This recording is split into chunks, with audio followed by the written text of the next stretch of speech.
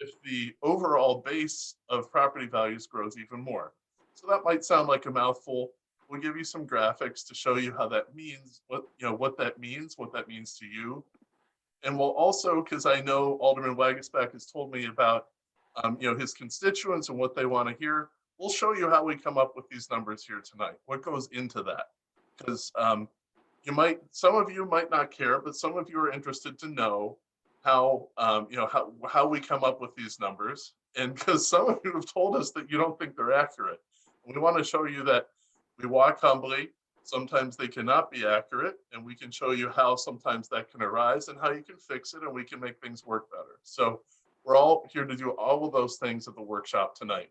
So I just want to show you a couple slides that I think will help you leave with more knowledge. And then we'll get to the workshop so you can do, I know a lot of you here just want to get to the appeal part, and we'll get right there. And one of the best parts is Q&A. So we'll do that too. So, and we should also introduce Teresa Chandler, who is going to be managing our slideshow. Does much more than that for our office. She's the outreach strategist and does a lot of hard work. And we'll be answering some of the Q&A as well. Yeah, when you have a really tough question, you'll often see me pass the puck to Teresa. So, Teresa, how about I pass the puck over to you, say a couple words, and then we'll start the slideshow. Well, thank you all. And thank you, Alderman, for having us here this evening. This is wonderful. We have some very valuable information to share with the 32nd Ward tonight. We're just excited. I know I'm excited. I'm sure you're excited as well, Fritz, and it's Calvin as well. I'm just happy to be here that we can share our information and our data. And one thing I want the constituents in your community to know is that our office is transparent. The information that we have, we're able to share it. And so that's what we're going to do here tonight, so that you can see where most of our information and all of our information basically has come from, how we are assessing your property. So without further ado, we can get started with the PowerPoint. Okay, and we'll try not to overwhelm you. Yeah, and also, Chris, if you want me to just go to the next slide, just say next slide, okay? Okay, great, perfect. All right, so let's see here. Let's get started. And tell me if you can see. Yep. Are you able to see my PowerPoint? Yep. There's the cover. We can go directly to the next slide. Okay. Here we go. Okay. So the first slide I wanted to show you tonight was just to show you a couple key concepts for you to keep in mind as you're walking through the system. Sometimes you'll find yourself wondering, why is the assessor telling me this? I don't care about commercial property. Why do I care about how other assessments are changing? The key thing to know is that how other people's assessments change affects your tax bill. That's one of the most important things that you should leave with tonight. So why do we even do this whole assessment thing? The reason why we do assessments is so we can divide up the cost of government through property taxes amongst all the different property owners. If you ever been to a restaurant, you got a bunch of people who are trying to split the bill. That's what we're trying to do here with assessments. And by law, the way assessments work is we take a snapshot of all the different property values in one part of the county, and that lasts for 3 years. So in our administration, we spent the last 2 years on the suburbs. First, we did the north, then we did the south, and now we're doing a reassessment of Chicago. Why do we do this snapshot of where the market is? So that everyone in Chicago can divide up the property tax cost of government amongst all the different people who own very different properties that have very different values across the city. And the way we do this is that your share of the total market value of property as reflected in assessed values becomes your share of the property tax cost of government, which is about $8 or $9 billion, give or take. Our alderman can tell us a lot about what that might be down to the decimal point because he watches this very carefully. But it's about $8 or $9 billion in Chicago that's collected every year, and we divide it up amongst the value of different properties. That's what we call being a mirror to the market. Our assessments try to be a mirror to where the market is for very different kinds of property. Single family homes, condos, 2 to 6 flats, skyscrapers, data centers, bowling alleys, pretty much anything you can think of. And what we've shown you in the map here on the right is here's where estimated property values are for single family homes in different parts of this township. Now, we just reassessed West Township, which is not something that your average person would know what that is, but it's a geographical term of convenience that represents a lot of the west side of Chicago. So in the 32nd Ward, we have it going all the way up to Fullerton. It goes down all the way over east to the river, and then it goes until you get to Western, and then at Western it goes down to North Avenue, and it goes all the way from North Avenue to the edge of the city, and then it goes all the way south to the Chicago River, so what the area that's west and north of the river, and then north of Pershing, and that is West Township. So that includes your communities in the 32nd Ward, like Bucktown and Ukrainian Village, but it also includes East Garfield Park, West Garfield Park, Austin, Little Village, very different communities that have very different dynamics. So here you can see in this heat map what the ranges of the typical average single family home might be, but that's not good enough because we know all of these homes are very different. Each little grouping of blocks might have different dynamics, and our model peeks even deeper into what's going on there because we have to put a price on everything. But it's important for you, if you live in this part of the city, how people are assessed in the rest of the city, because you're all splitting up this roughly $9 billion bill amongst us, and your share of assessed value becomes your share of that cost of government, and that becomes your property tax bill.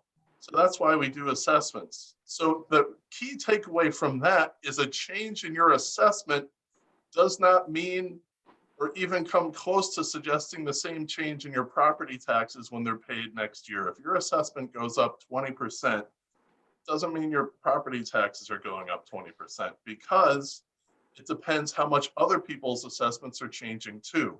And we saw in Westtown, we'll show you a little bit more data, that although in Westtown, residential assessed value went up 25%, actually in the whole area, property values in total are up about 65% because commercial went up more.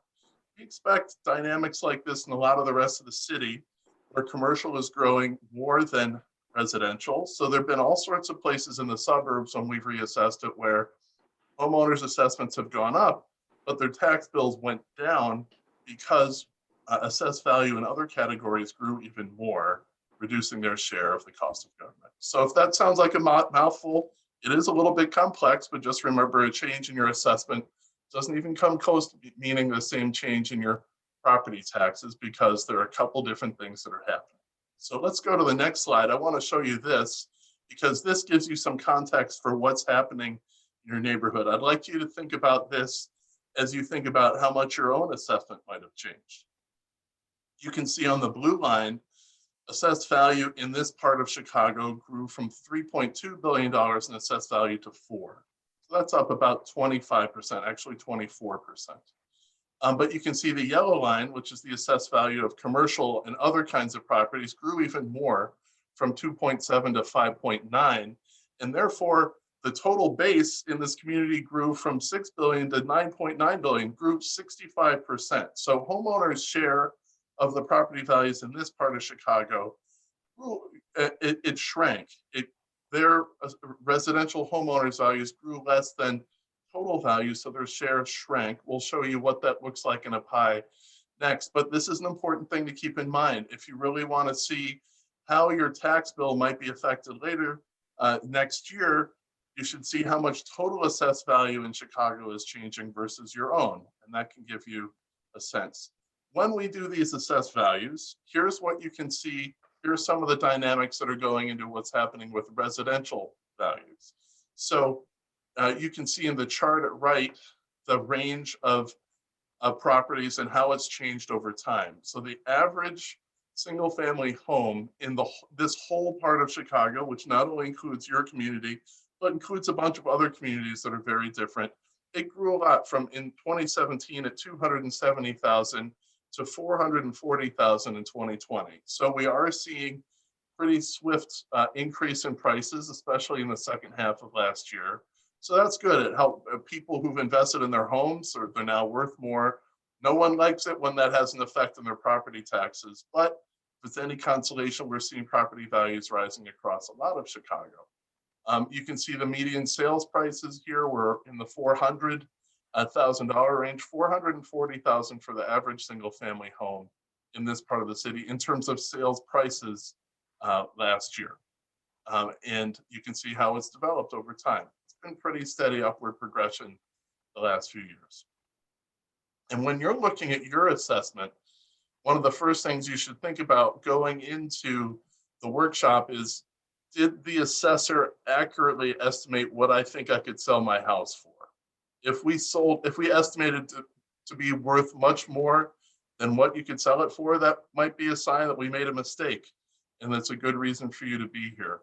If we're getting it pretty close, like we think we do, like we try to do, then you might not need to be appealing, because we're doing a good job of estimating where you think you could sell your house for.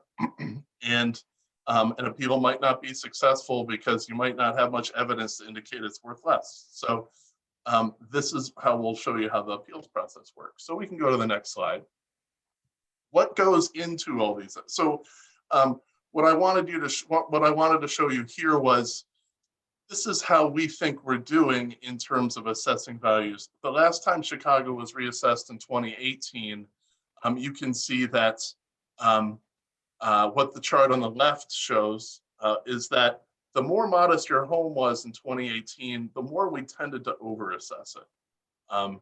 This data shows that in 2018, the bottom third properties in this part of Chicago might have been up to 80% reassessed, 80% overvalued in some cases, but we tended to undervalue the top third of properties.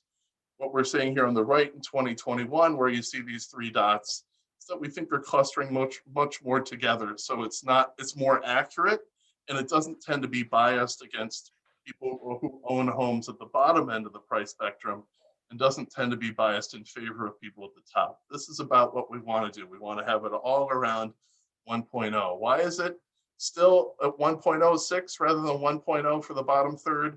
The reason why is we think we can estimate homes within about plus or minus $30,000, but we have trouble understanding what's going on inside people's homes that can drive prices. And on those lower end homes, a plus or 30,000 difference on a $150,000 home, that error starts to get to be a little bit too big. So we're working on that. We have some other ideas for that. So we can go to the next slide. Here is the mix. You can see how, what you can see here is how assessed values have changed in terms of the mix of total assessed value in this part of Chicago. So you can see before the reassessment, homeowners represented about 54% of assessed value, and commercial and non-residential properties represented about 46%. And with the reassessment this year, homeowners' share of assessed value in this part of Chicago shrank to 40%. Why? We think the Berrios administration had been under-assessing lots of different kinds of commercial properties. We've seen this in data and studies that have been done in the past. Also, there's been lots of new development in this part of Chicago. Think of Fulton Market, think of the old post office, think of lots of new developments that have come onto the tax rolls that help to reduce your share of assessed value and what's going on in Chicago. And if you want to follow the score as things go on this year, as we reassess different parts of Chicago, you should follow this mix. This is one of the first things that I look to when I'm trying to see what the impact of results are. And you can follow this too, and we'll be releasing this for every town. You can go to the next slide. Here you can see the range of values that we have for properties. This is just a taste of the amount of information that we have on our website. You can dig much deeper. You can look at single family homes. You can look at single family homes just in your neighborhood. There were about 1,000 sales of single family homes in this part of Chicago just in 2020. There are about 26,000 of them in this part of the city. And then you can also see 2 and 6 flats. There are about 39,000 of them, and there were about 1,100 transactions last year. You can see the price ranges paid. And then at the bottom, you can see condos. The number of condos, 36,000 and change, and then 1,700 transactions last year. So we can go to the next slide. I wanted to see if we have the pattern of bullets for all the different transactions in the neighborhood. So again, I just want to remind you what our responsibilities are. There are 1.9 million parcels in Cook County, and we are a team of about 250 people trying to estimate the values of all these different kinds of properties. So the thing to know is that we use models. You'll hear me talk about models because we're taking information about sales in your neighborhood and all the different characteristics for each of those properties that sold. And then we're trying to apply the maybe 10% of the properties that sold in your neighborhood in the last 3 years and estimate the value of the other 90% that did not sell. And so that's what our models try to do and what they look into. And that's what a mass appraisal system is. It's taking information about sales that happened and applying them to the ones that did not sell so that everyone's being treated in the same way. We also at our office, we administer exemptions that help you to reduce some of that assessed value on your house that give you a little bit of extra savings off the top. We'll tell you about those tonight too. We could go to the next slide. Here you can see. If you like, I can take over. Oh, I will let you take it over from here, Teresa. Kelvin, if you could find that scatter shot pattern of all the different transactions in the neighborhood, I'd love to come back to that at the end. Okay, I'll dig that up right now. Yeah. So take it away, Teresa. This is the workshop part, everybody. This is where it gets really useful. Okay, so again, welcome everyone. So this year, as the assessor stated, you will be reassessed and you will receive a reassessment notice in the mail. And that's because Illinois laws require, if you're a new homeowner, every 3 years, you are reassessed on your property periodically, okay? Your reassessment notice are mailed from our office, the Cook County Assessor's Office. On my right is your second installment bill. As I stated, for new homeowners, your tax bill comes from the Cook County Treasurer's Office. And sometimes, I'm stating this because sometimes people do get it confused and we get emails all the time about, you haven't sent my tax bill. So I just want to clarify that the Cook County Treasurer's Office is responsible for the tax bills. On your property, your reassessment notice is some valuable information. Similarly, what you will find on your second installment property tax bill. You will find your fair market value. So make sure you pay attention to that. Most importantly, on your reassessment notice, you will see the date that the deadline to file an appeal, all right?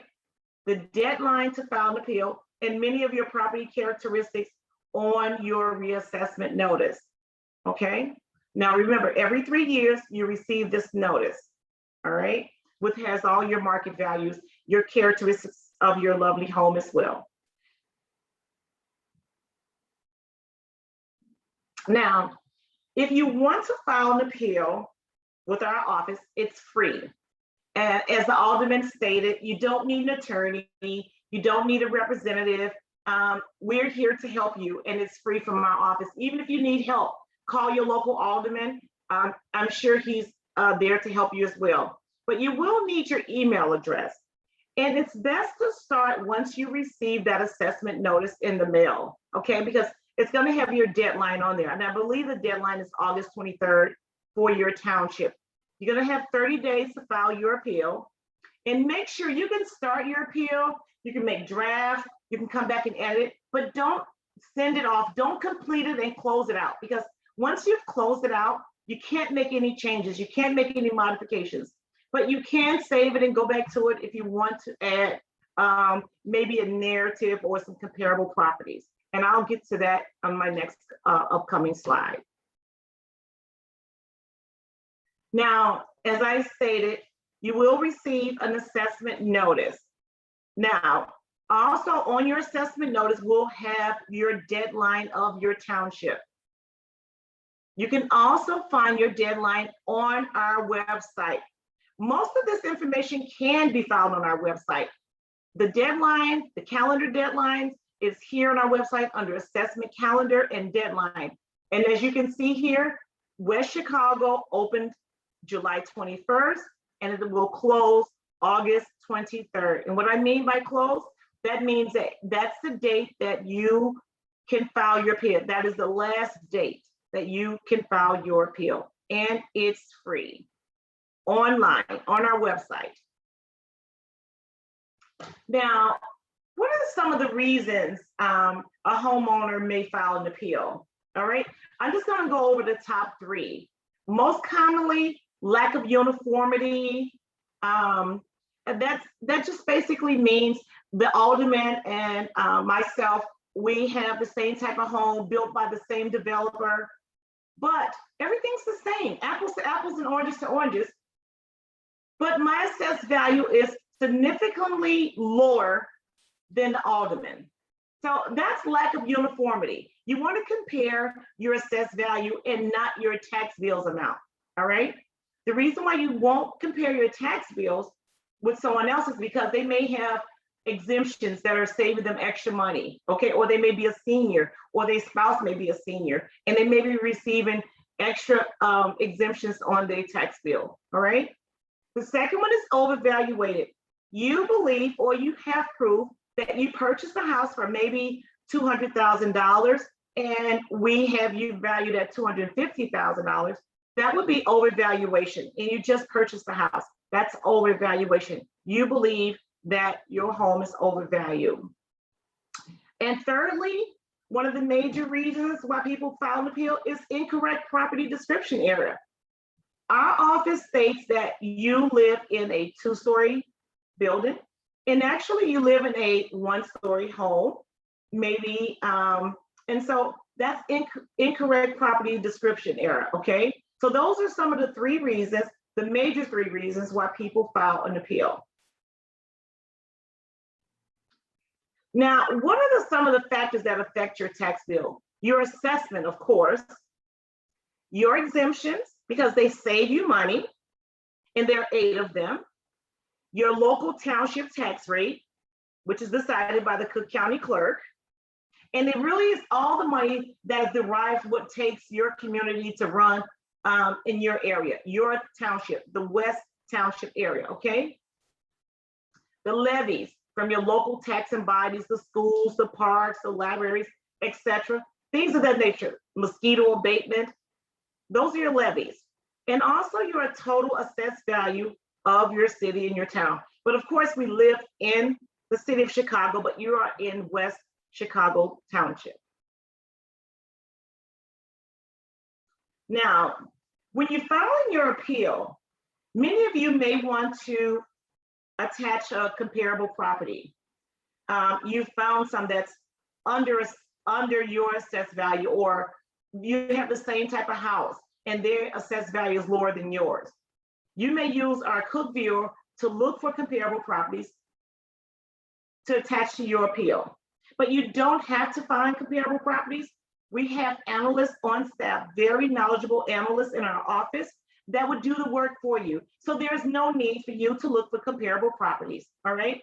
But we will have a newly featured coming soon that was going to generate comparable properties that you will be able to attach to your appeal, all right?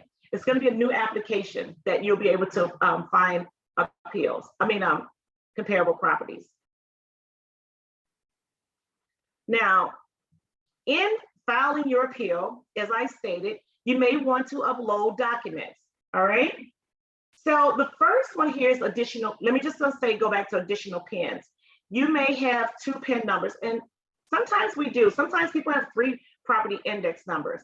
If you want to add an additional PIN number, this is where you add additional PINs.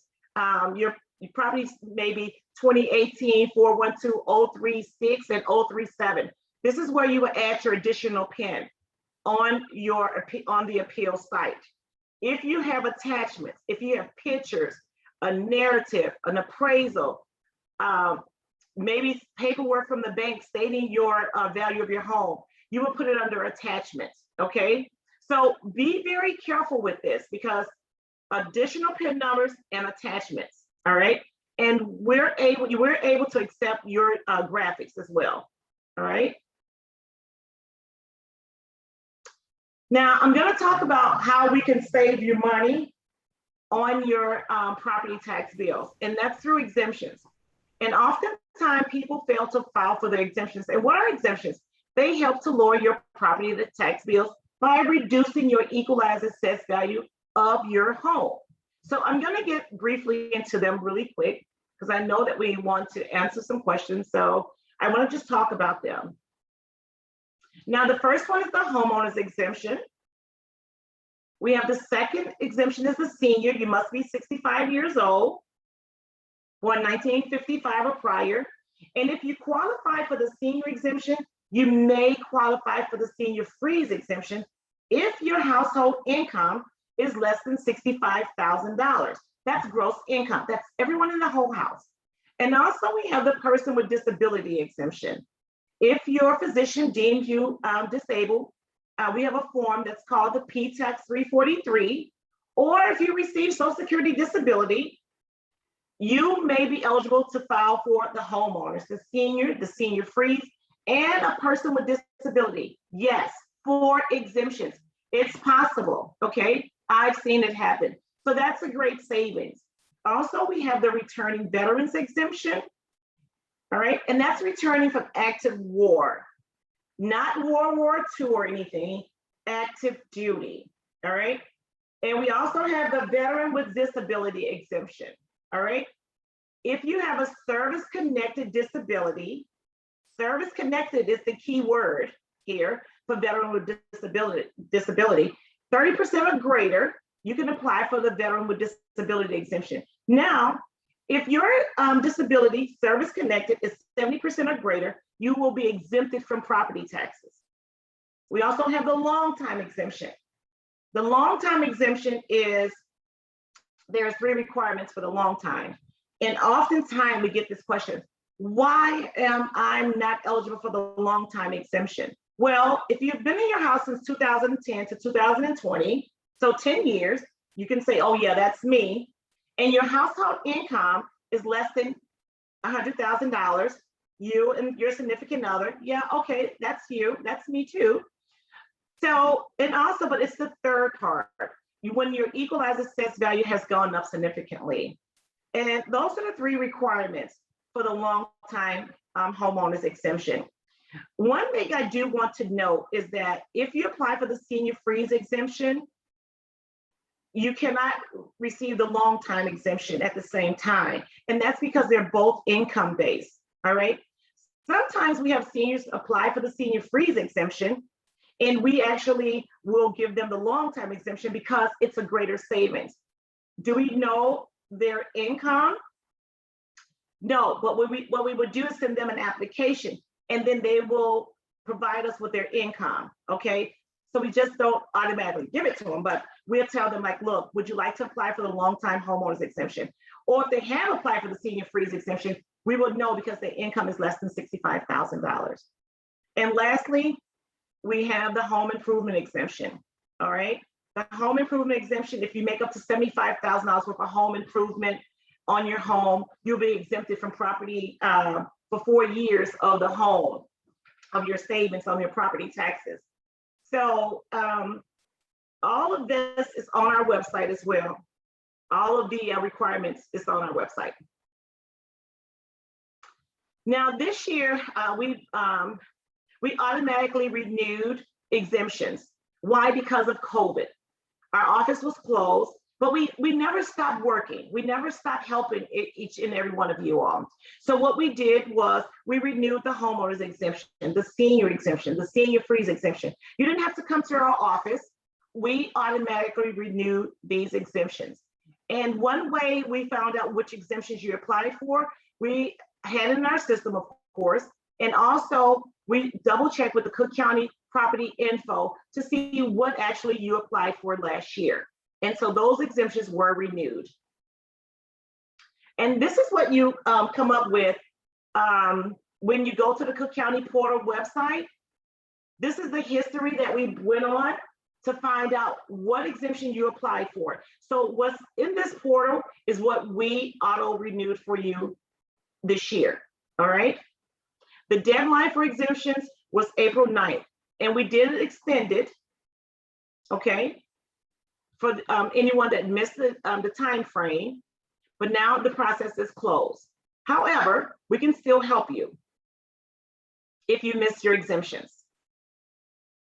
So I want to just state this briefly, and the reason why I have this on the PowerPoint is to let you know that all exemptions are on your second installment bill. We get numerous questions like, my exemption wasn't on my bill. That's because all exemptions appear on your second installment bill. If you file an appeal and you're granted the reduction, your results will be on your second installment bill as well, okay? Now, if you're missing any of your property tax exemptions or you failed to apply this year, no worries, we can help you. Homeowners can file for their past exemptions for 2019, 18, and 17 online, and those are called certificate of errors. Now, if you miss filing this year, once you receive your Cook County property tax bill, you can file afterwards, okay? You can file for a certificate of error for your exemptions.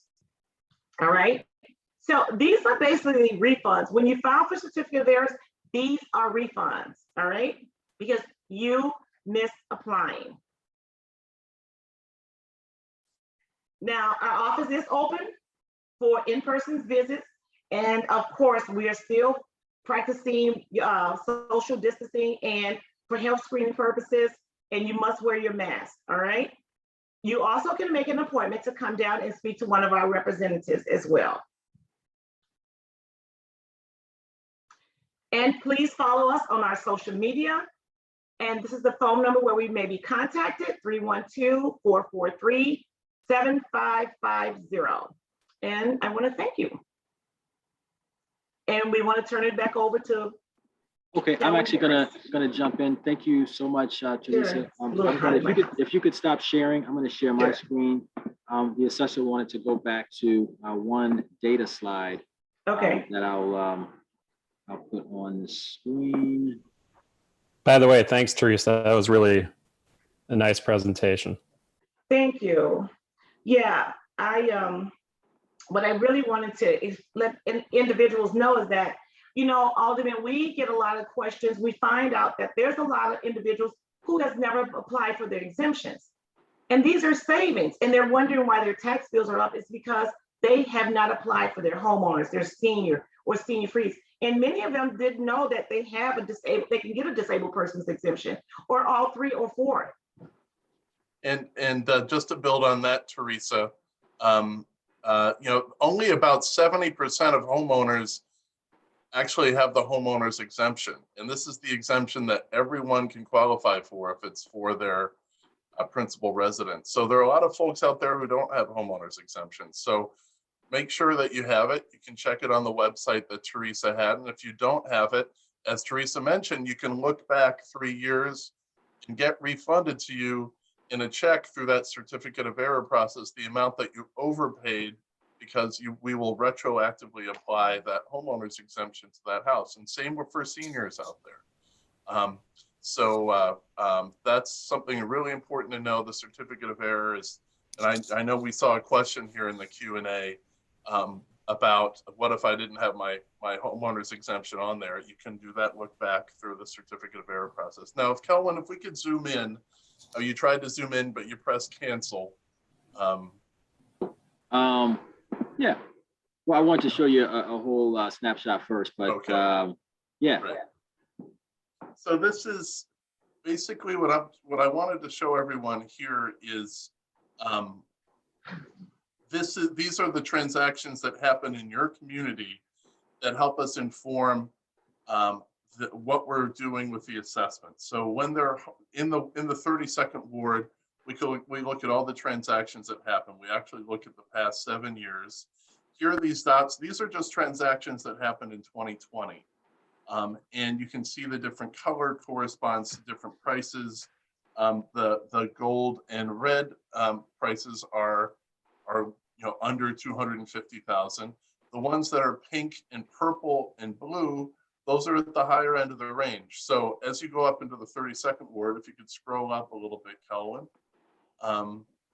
right there in the 32nd ward, you can see. Fritz, are these residential and commercial or just residential? These are single family residential. Single family. I believe. Okay. But then if you go to our website, you'll be able to see a corresponding pattern for the kind of housing stock that you're interested in. So we will also have a pattern. We will have a pattern like this for condos. We'll have a pattern like this for 2 and 6 flats.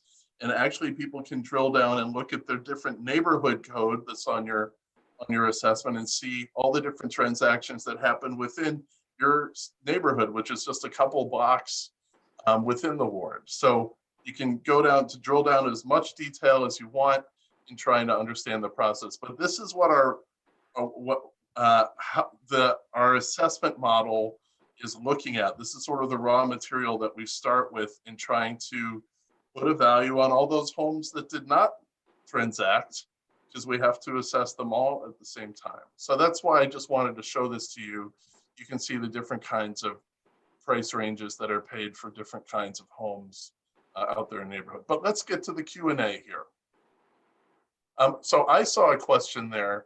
First of all, I think we handled the person who did not have the exemption. And then here's another, so Tracy Konasek, you were asking, my building is appealing as a building. I would be grateful to sell my small 1-bedroom condo for $355,000. You assessed it for $470,000, not even close.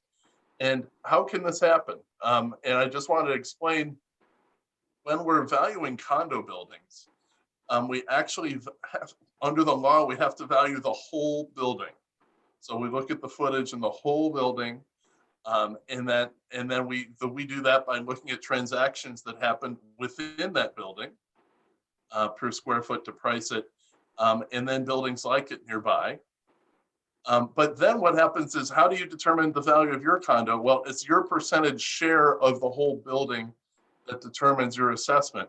And we can't see inside the condos, so a lot of times it is possible for us to make errors in valuing condos. So Tracy, I want you to know that first of all, because we have to value the whole condo building rather than individual units, that is why it makes sense for people who live in a condo to appeal as a whole building, because you are appealing the value of the building that we set. So this is one of those cases where, because you're doing it together, folks often do pick a lawyer. You don't have to, but I just want homeowners to know that you do not have to pick a lawyer. You are the expert on your home. It is free. You should keep your own money. If we just made a data error, you are the greatest expert on them. And we have this process to fix situations where it sounds like it might have happened to you, Tracy. Fritz, on her question about condos, when she might look, I think it was Tracy. Yes. When she might look at the different exemptions, and I'm looking at the page right now, let's say she was a veteran with a disability. I happen to be looking at that one right now. Mm-hmm. Teresa said that there could be a mixture of different exemptions that someone like Tracy could apply for. Does it kind of explain that in the whole packet of exemptions, like which ones, or would you guys look at that and say, well, you applied for 4 of them, you can only get these 3, but does it kind of explain that ahead of time on the website to make it a little clearer for people? I will say, I'm going to answer briefly. There's a lot of information on each of the exemptions on the website, most of which you can apply for online. Teresa, what would you like to add in answering the Alderman's question? Oh, definitely. And that's correct. We have a wealth of information on our website about each and every one of the exemptions. And if she is just say hypothetically, a veteran with a certain percentage of disability, just say she's 70%, then she's exempted from property taxes. And then she really wouldn't need to apply for her homeowners or her senior, because she's already 70% and she's exempted. So it wouldn't change anything else. She wouldn't benefit from it. But with the homeowners and the senior, she could apply for the homeowners and the senior. And that's a great point, Alderman. We could put that information into our website that you can have multiple exemptions. Maybe, and so thanks for pointing that out. yeah, I was thinking sort of a chart maybe, because my chief of staff and I will talk to a lot of residents that come in, and we try to walk them through it, and then we'll say, you can hire an attorney, but you can also just go to the assessor's office and they'll help you for free. But we'll try to walk people through that. And I think most of the time we're right on about which ones you can get at the same time. But I want to make sure, that's available to everybody, so they're not just relying on us and going straight to you guys for that help instead. Yeah, I like that point. I'm sorry. Teresa, go on. Yeah, I'm just going to say, because we wouldn't want you to try to apply for a returning veteran and a disabled veteran, because those are two that you cannot apply for, and so you've made a great point. Yeah, at the same time, for sure. Mm-hmm. Yeah, and if this all sounds a little bit complicated, these are kind of scenarios that are pretty rare. They can happen, but if you have any questions, Teresa alluded to this, you can book an appointment online. You do not have to stand in line at the assessor's office anymore. You can just apply online. You will get a time. You'll get the undivided attention of talented associates like Teresa to walk you through your situation and resolve it right then and there. And you can be in and out. And this is one of the things that we've tried to upgrade the technology, because we know no one likes to stand in line, especially in times like this with the pandemic. So you can make an appointment online and come in. We do take walk-ups, but why stand in line when you don't have to? And we can give you undivided attention. And one more thing, Fritz, I want to say, Alderman as well. You can also email us, because we receive, hundreds of emails all the time. So if they have a specific question, we may be able to answer through an email. And if they want to talk to someone, they can say, can you have a representative call us? So speaking of questions, a nice batch just rolled in while you guys were answering questions. So I'm going to go through a few here. Another one from Brenda. Can I go to the Alderman's office to help with appeals? I think he just answered that he and the chief of staff and his staff are happy to help. So I think that's an affirmative yes on that one. Yeah, we don't mind, but you guys are the experts, and we'll help for a while, and then we'll say, hey, don't forget, go to the assessor's office, because we might have missed something, and we want to make sure they don't. So but that's fine. We're always open to help. We work together. Awesome. Bill Cohen has a question that's interesting. How do you appeal a whole condo building? He only has the assessment for his own unit. So how do you even start to appeal the process of appealing an entire condo? Teresa? So if he wants to appeal for the whole entire condo, he has to have the approval for the condominium association itself. He cannot file for the whole the building himself unless he is the president and he has authorization to do so. But however, he can appeal for his own, but as the assessor stated, we suggest that you file the appeal as a building, as a group, and it's more beneficial to file as the whole building.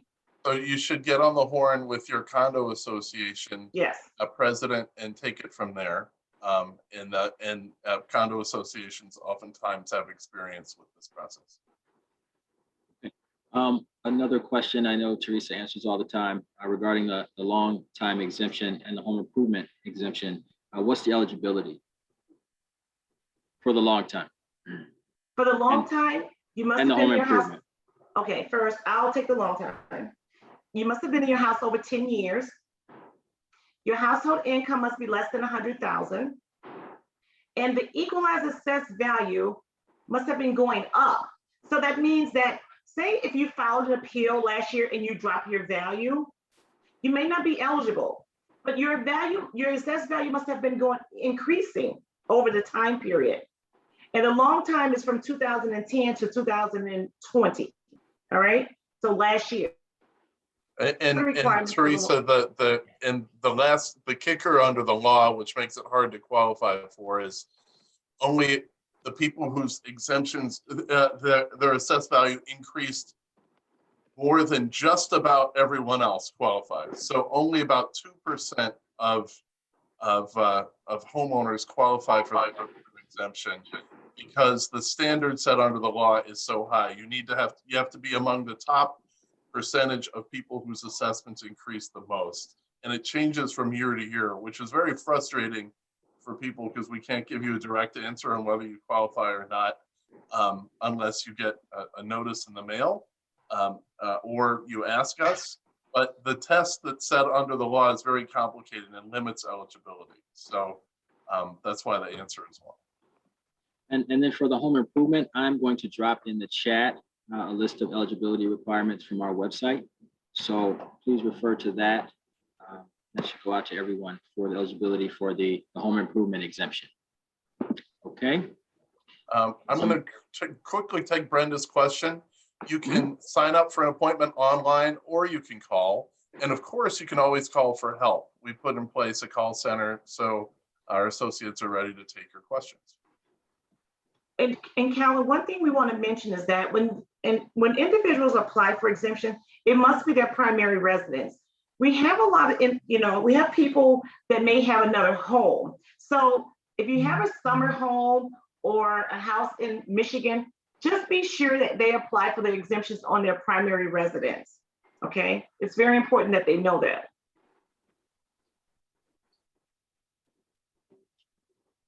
Okay, great. Let's take a couple more questions. Well, let me take the anonymous attendee because they have a really good question. They said, my assessment doubled since the last one. Is such an increase normal? Why isn't it done more gradually? Now, Hector is typing an answer, which is good. First of all, I'd like you to know that that's not normal. Residential assessed value went up 25%, but it can happen. And there are a couple different reasons why. What we're doing is we're taking a snapshot of where the market is now. And in some very rare cases, the housing market might have gone up a lot. But oftentimes it's an artifact of maybe the assessment before was not done well, or it's possible we might have made a mistake now, or all of these things together could happen. So, we want you to know, we try to look carefully whenever the assessment rises that much to see, is this justified? Is this consistent with what we're doing with others? But I think what everyone should look at is our assessment accurate for where the market is today? I think a lot of you have a sense of what your home is worth in the market today. And that's what we're trying to estimate. When we're estimating an assessment, we do not take into account from where the assessment was before, because it could have been wrong or the market could have moved before. We're trying to take an accurate snapshot to be the mirror to the market that's accurate now, so there are no distortions in there. And why don't we do it more gradually? The thing is, if we intentionally make an assessment lower from where it actually is, that means everyone else has to make up the difference for that person that we are not catching up with. The more the mirror of our assessments, the more our assessments are distorted away from where the market is, everyone else has to make up the difference for that distortion. And so sometimes it doesn't feel very good when your assessment goes up, but it may reflect, the value of your property went up a lot, which is good. We're just trying to make sure that the system's fair for everyone by not being distorted for anyone. Great. Okay. Well, thanks, Fritz. And I know you have to jump off in a second. So if you have any, closing remarks, we'll stick around, take a couple more questions. But if you have any closing remarks, and we'll let you jump off. Okay. Well, hey, Fritz, everyone. Fritz, can I ask you a question? Sure. That's maybe part of your close. How do all these things that we are trying to tackle, like the TIF system, how you're trying to tackle stuff in Springfield, the board of review, how do all these things that have been hurting us long term, kind of fit into this whole picture? And I'm sorry to throw it at you like this, but are we making headway with trying to fix problems? Yeah, well, so what we've told you today is how you as a person navigate in this really complex system. And the way you navigate is make sure that your assessment reflects the value of your home and it's not being overestimated. But what you need out of our assessment system, including your assessor, is there not be distortions in assessed values anywhere. Because when there are distortions, it confers a favor on some at the expense of everyone else. And it's usually people on the bottom end of the spectrum, people who don't speak English as a native language, people who are not insiders that are disfavored. So a lot of the reforms that we've made in transparency, showing you how we came up with the numbers, a lot of the reforms we've made in trying to make sure that there are no distortions, that advances equity, all the technology we're putting into place, all the data that we're getting, it's trying to make a better mirror to the market so it's less distorted. And as we talk about other players in the system, like the Board of Review and Property Tax Appeals Board and the courts, we don't want every new round of appeals to give more distortions to the people who are the most moneyed and knowledgeable on how to navigate this system, who might have received benefits or favors from different layers of the system. That's not good for everyone else. So eliminating the distortions is really how we make the system fairer for everyone. The other thing is, let's try to get more funding for the things that causes property taxes to be high in the beginning. Our property taxes are more than half for schools. And so the more funding we can get for our schools from the state, from the federal government, the less we need to tax property to have fund our government. And you can talk about this, Alderman. The other thing is having people like you on the finance committee who know the value of a dollar and are making sure that dollars are well spent. And you as citizens, focusing the attention of our aldermen and our leaders. That's the other way we can keep the property taxes down. But I do have to go. I'm going to leave it with Kelwin and Teresa and the aldermen. But thanks everyone for being here on a beautiful night like this with us here. Thanks, Fritz. Thank you, Fritz. So, and we're going to wrap in just a second. The remaining questions have sort of a similar theme, and that's probably why Hector, who's in the background, another shout out to him, answering a bunch of our questions from the outreach team, hasn't addressed them, is because a lot of them have to do with individual properties. So if you feel like your assessment has gone up, or back to what Teresa was saying, a reason to appeal is overvaluation. So that's certainly one level of recourse is appeal. But also I will put our contact information in the chat. I will also leave my personal email in the chat as well. When it comes to individual properties, we don't want to talk about them here. We don't want to share that here. But feel free to reach out to me with any more specific questions, and I help you as best I can. I'll tell you a general theme that we run into is that a lot of times people equate that assessment letter that you got in the mail with the property tax bill. And I will just sort of remind you some of the things that Fritz talked about in the beginning. And that is that, your assessment is not your tax bill. It's a mirror to the market. It shows, the increase or decrease that has happened and changed in the last few years. So when we have a reassessment period, which we are in for Chicago and West Township, sometimes, you do see a significant bump that can be puzzling. But if everyone else's value goes up at the same percentage as yours, and there's no change in the levy, then there's really no change in your property taxes. Of course, there are other things that, other factors that are at play, like exemptions, other things like that. But fundamentally, that's how the system works. So, that's an important part of what we do is, coming out, partnering with people like Alderman Wagaspack and explaining the process and really learning. As Fritz said, we're not infallible. We walk humbly, as he says, and we listen to you. Your properties better than we do, and that's why if you do think there is an issue, you certainly have the opportunity to appeal. So if there isn't anything you want to add, Alderman?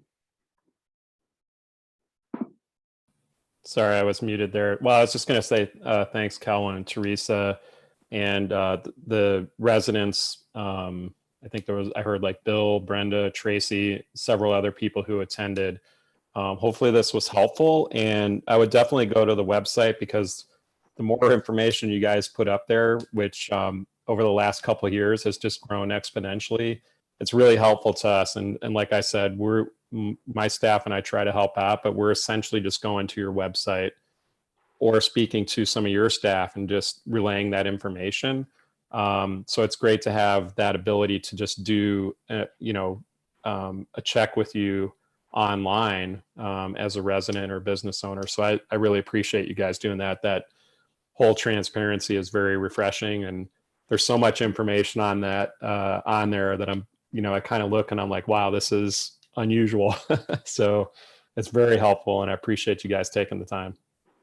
Well, thank you.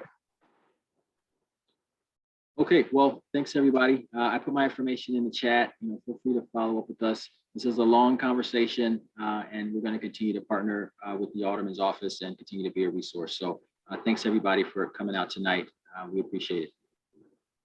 Have a good night. Have a good night. Thank you. Good night. Thank you, Alderman.